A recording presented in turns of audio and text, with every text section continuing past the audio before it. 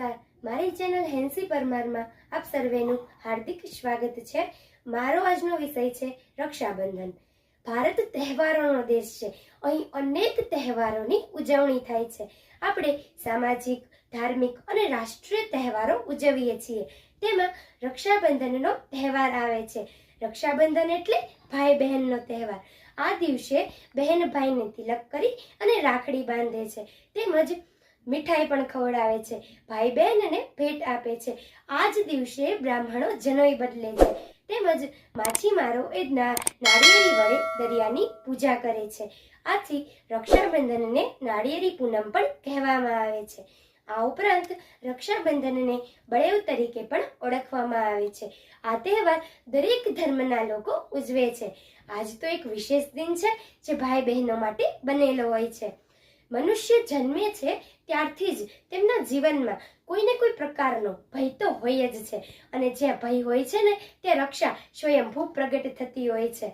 રક્ષાની ભાવના પ્રબળ અને તીવ્ર હોય છે। આ રક્ષણ એટલે અંતરની આશીષનું રક્ષણ, અદૃશ્ય પરમાત્મા અને દેવી દેવતાઓની કરેલી પ્રાર્થનાનું રક્ષણ। રક્ષાબંધનની રાખડીમાં કેટલી રક્ષા હોય છે એ હું તમને આ પ્રસંગ દ્વારા કહીશ। એકવાર વિષ્ણુ ભગવાન એ પોતે આપેલા વચનને કારણે બલિરાજાના દ્વારપાળ તરીકે બંધાઈ જાય છે।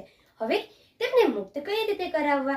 શ્રાવણી પૂર્ણિમાના દિવસે લક્ષ્મીજી એ બલિરાજા પાસે રાખડી લઈને જાય છે અને બલિરાજાને રાખડી બાંધે છે।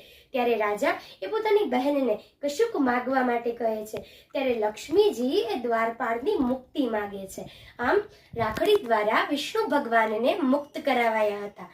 તેવી જ રીતે મહાભારતના યુદ્ધમાં એક વખત અભિમન્યુ છે તે સેનાપતિ બને છે।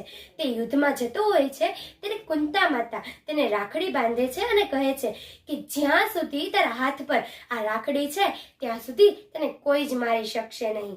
કુંતા અભિમન્યુને બાંધે અમારે રાખડી રેલોલ, આ ગીત પ્રચલિત છે અને રક્ષાના પ્રતાપે યુદ્ધમાં અભિમન્યુને કોઈ જ મારી શકતું। જ્યારે અભિમન્યુના હાથ પરની રાખડી તૂટી જાય છે ત્યારે કૌરવો એ અભિમન્યુને મારી શકે છે।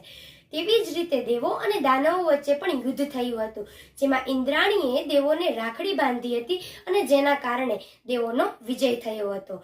આમ રાખડી એ માત્ર સૂતરનો તંતુ નથી, એ તો સ્નેહ અને શીલનું રક્ષણ કરતું તેમજ સંયમની મહત્તા દર્શાવતું એક પવિત્ર બંધન છે।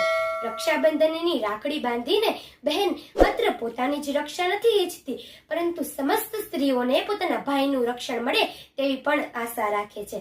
સાથોસાથ પોતાનો ભાઈ કામ, ક્રોધ, મદ, મોહ અને તૃષ્ણા પર વિજય મેળવે તેવી પણ આશા રાખે છે। અને અંતમાં હું આપ સર્વેને એટલું જ કહીશ કે આ રક્ષાની દોરી એ ફક્ત દોરી નથી, આ રક્ષાની દોરી એ ફક્ત દોરી નથી, આ તો બહેનનો ભાઈને અને ભાઈનો બહેનને હૃદયથી અપાતો લાગણીનો દસ્તાવેજ છે। અને જો મારો આ વિડીયો આપ સર્વેને પસંદ આવ્યો હોય તો પ્લીઝ લાઈક, સબસ્ક્રાઇબ અને શેર કરજો।